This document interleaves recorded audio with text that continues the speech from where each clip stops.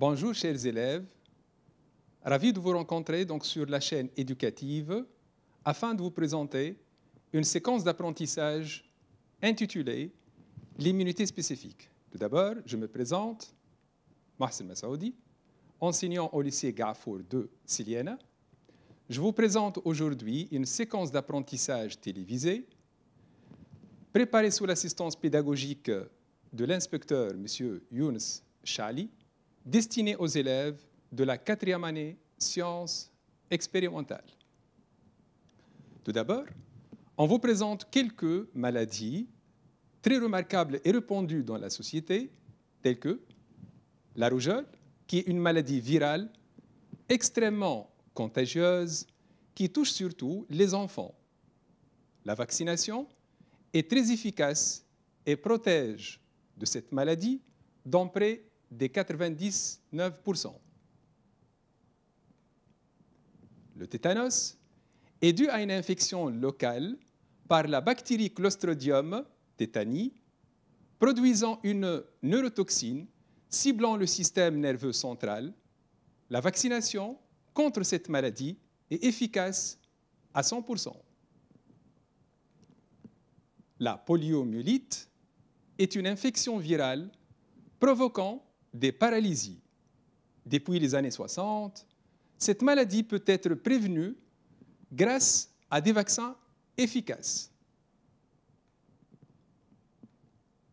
La COVID-19 affecte les individus de différentes manières, dont les symptômes les plus fréquents sont fièvre, toux sèche et fatigue.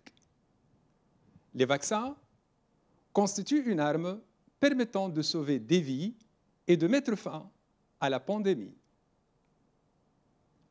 Lorsque les moyens de défense non spécifiques sont insuffisants, résistance des microbes, l'organisme emploie une autre réaction de défense dite réaction immunitaire spécifique, dirigée précisément contre le microbe en question.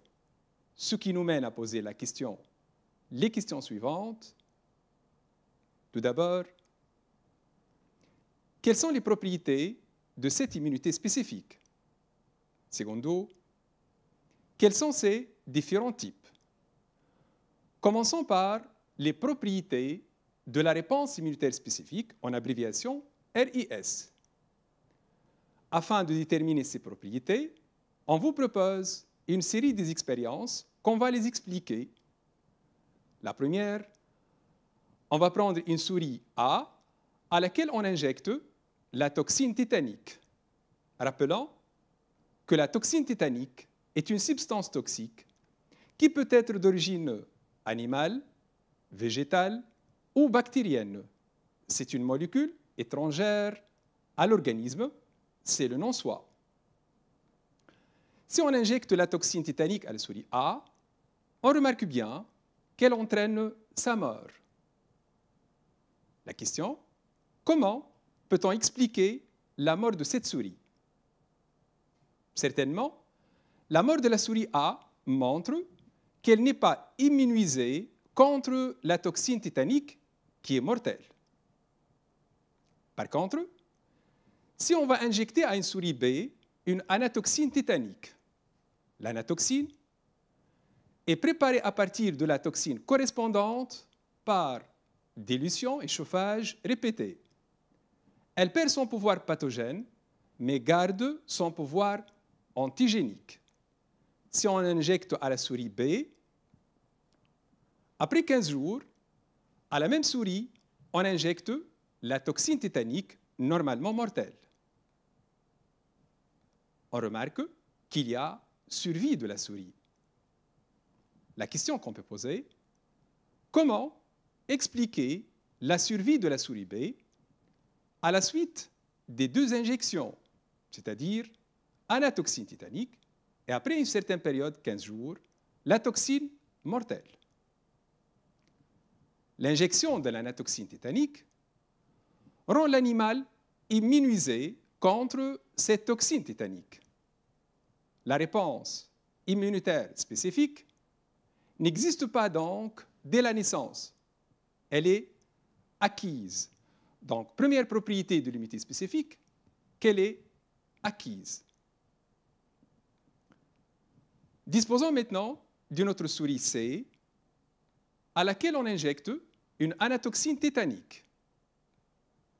Après 15 jours, à cette même souris, on injecte la toxine diphtérique. Le résultat, mort de la souris. La question qu'on peut la poser, comment peut-on expliquer la mort de cette souris C?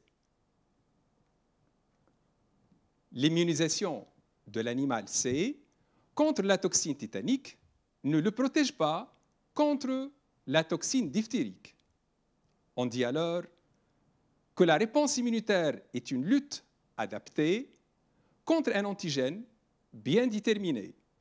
Elle est spécifique. Deuxième propriété, la réponse immunitaire est spécifique.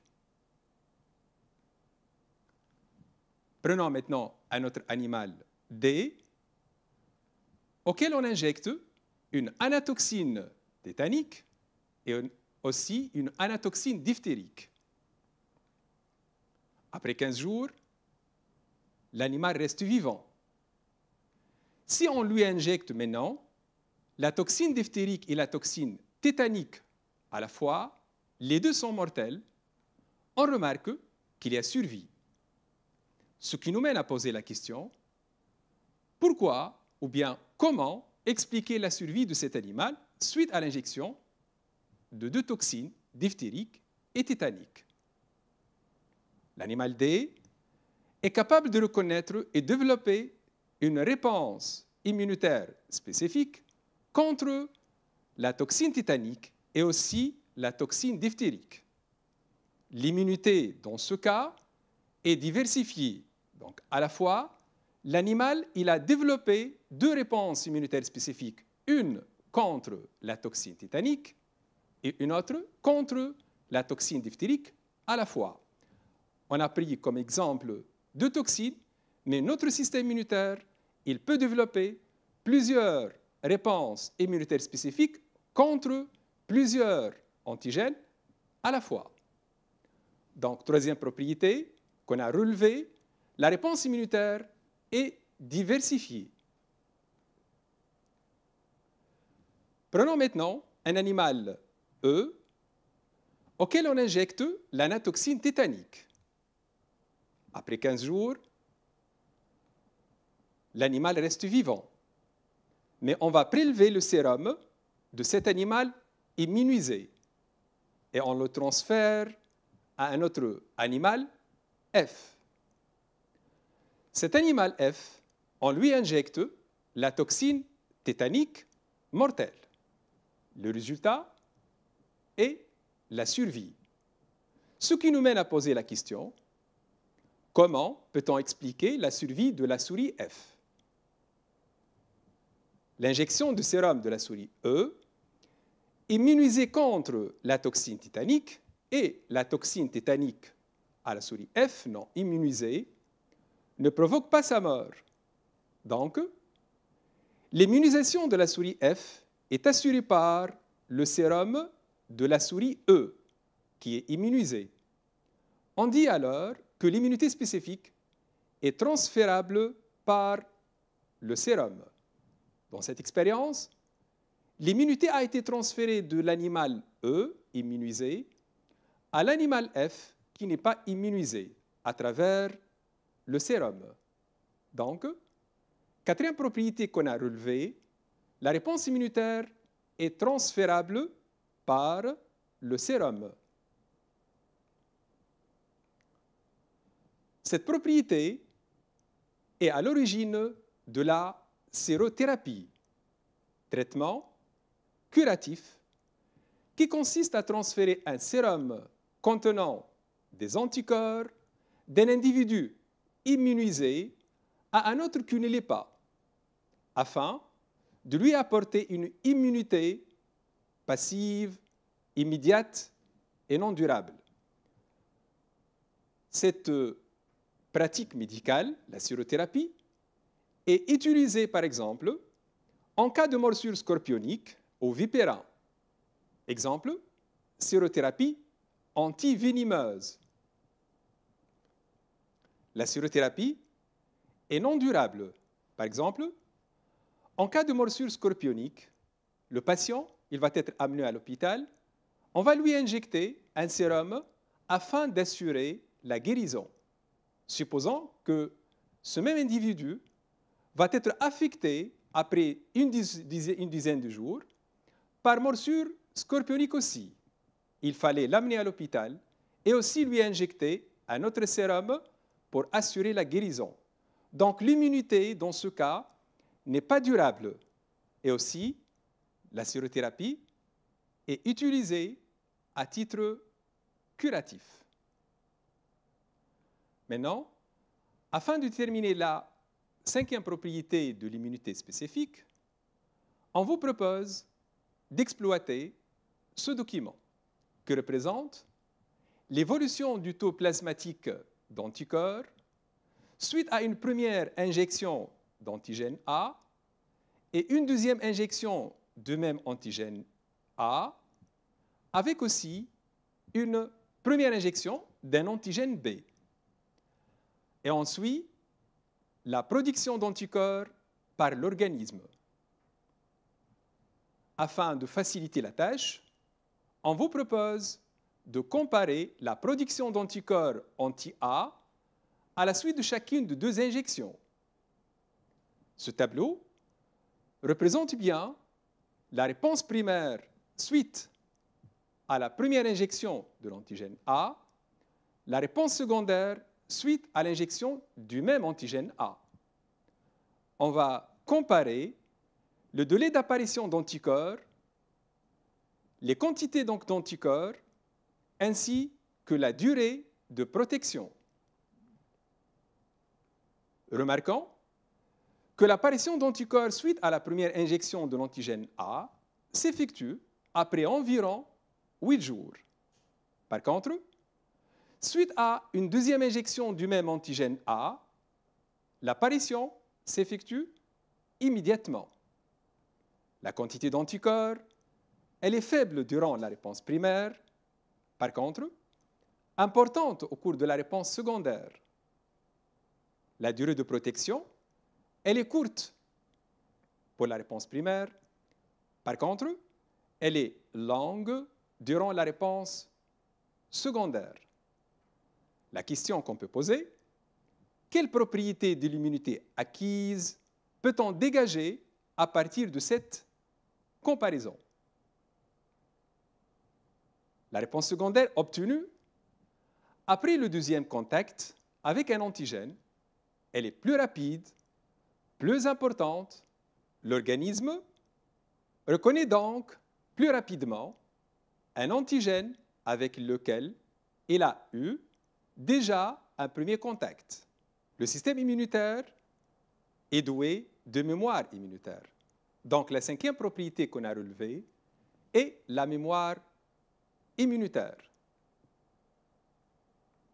Maintenant, on a vu que la transférabilité est utilisée en pratique en médecine dans la sérothérapie. On va poser la question, cette dernière propriété qui est la mémoire, est-ce qu'elle a une application en pratique? En fait, en vue de prévenir certaines maladies contagieuses, cette propriété qui est la mémoire immunitaire était à l'origine du principe de la vaccination, qui consiste à une sensibilisation préalable d'un organisme à un antigène pour amplifier la réponse immunitaire lors d'une infection ultérieure. C'est ce qui a été effectué en cas, par exemple, de vaccin contre la rougeole, la rubiole et actuellement contre la coronavirus. Retenons que l'immunité spécifique, dite encore adaptative, elle est acquise, spécifique, diversifiée, transférable et douée de mémoire. Passons maintenant à une petite évaluation afin de tester vos acquis concernant les applications pratiques de certaines propriétés de l'immunité spécifique. On va faire une petite comparaison entre la vaccination et la sérothérapie. Le but de l'utilisation de la vaccination ainsi que la sérothérapie, l'immunité de l'organisme, ainsi que la durée de protection. Je vous laisse quelques secondes et par la suite, on va corriger ensemble.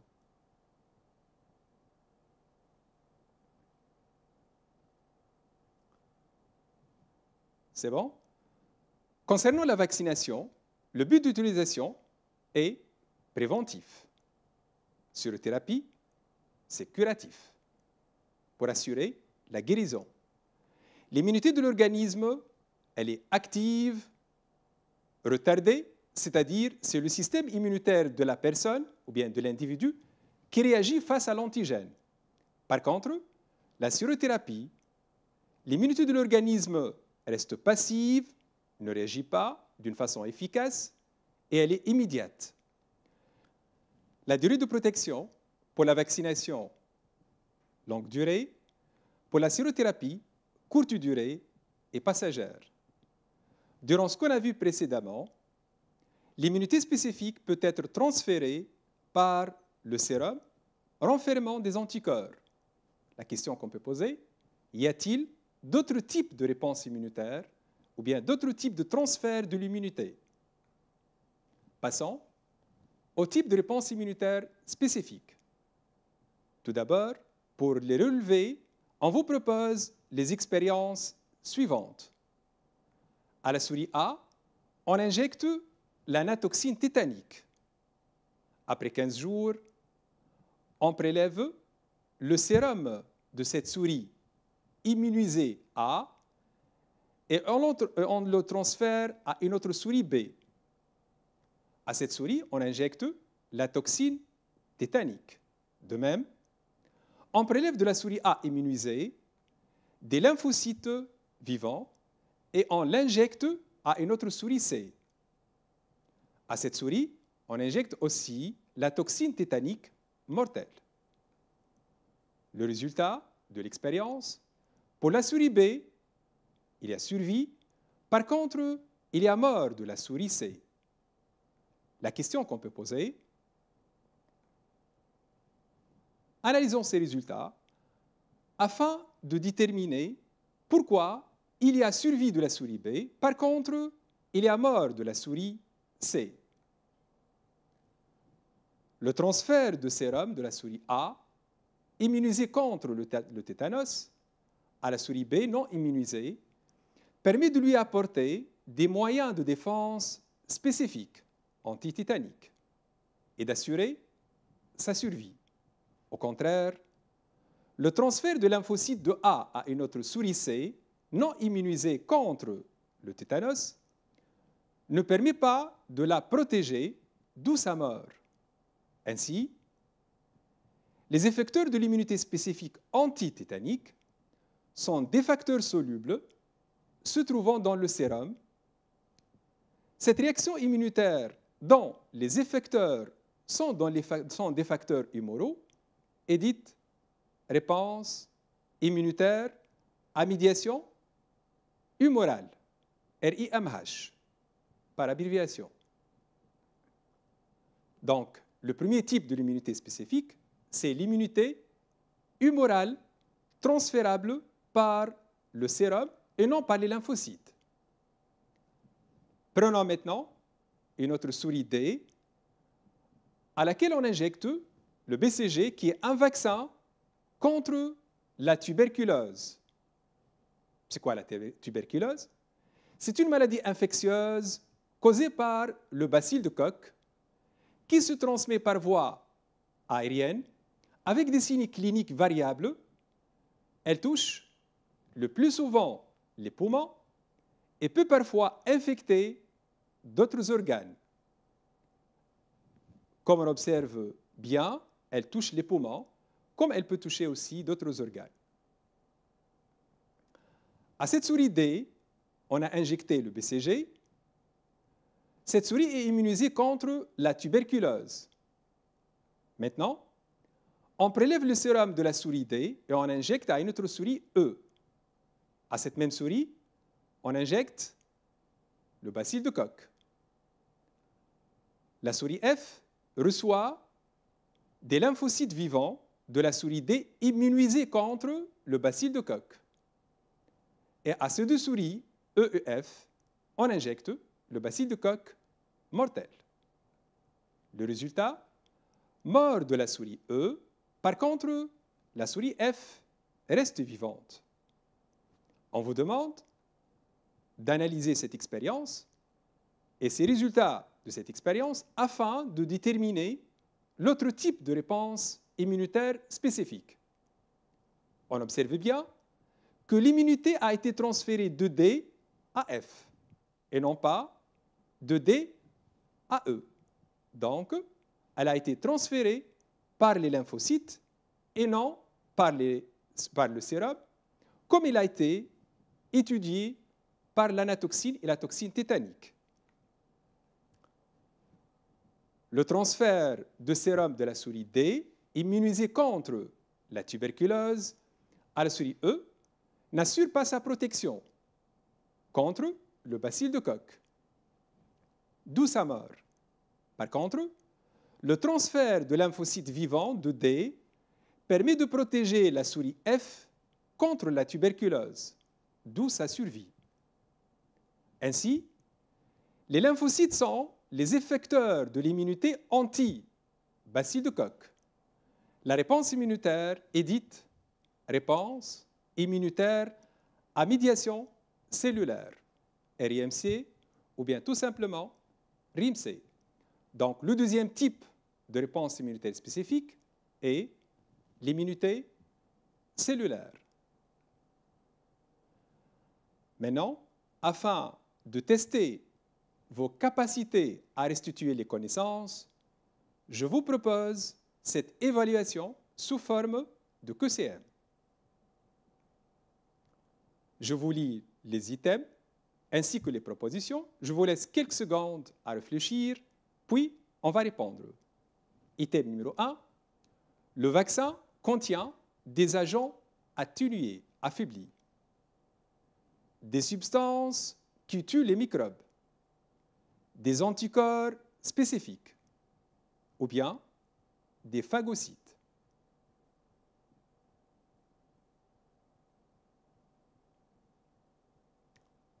C'est bon? La bonne réponse, le vaccin contient des agents atténués, affaiblis. Item 2, la sérothérapie assure l'immunisation définitive contre une maladie, le développement d'une immunité durable, la protection immédiate contre une toxine particulière, ou bien l'acquisition d'une immunité cellulaire.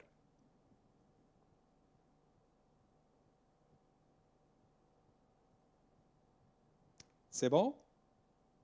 La réponse correcte, la sérothérapie assure la protection immédiate contre une toxine particulière. Item 3, une réponse primaire est efficace pour une longue durée et caractérisée par une faible production d'anticorps et non spécifiques, se déclenche dans un délai de 2 jours.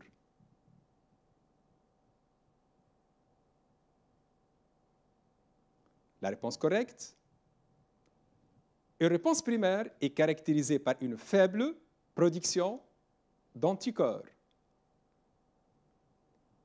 Item 4, la production d'anticorps par l'organisme est moins importante lors de la réponse secondaire et déclenchée lors d'une RIMC et déclenchée lors d'une RIMH fait intervenir un contact avec l'antigène du soi. La réponse correcte est C. La production d'anticorps par l'organisme est déclenchée lors d'une RIMH. Chers élèves, notre séquence d'apprentissage s'achève, mais il reste beaucoup de questions à relever. Cette réponse immunitaire spécifique, où elle se déroule et quels sont ses acteurs. C'est ce que vous allez voir avec mes collègues prochainement. Merci pour votre attention. J'espère que ces séances ont été bénéfiques pour vous et bon courage.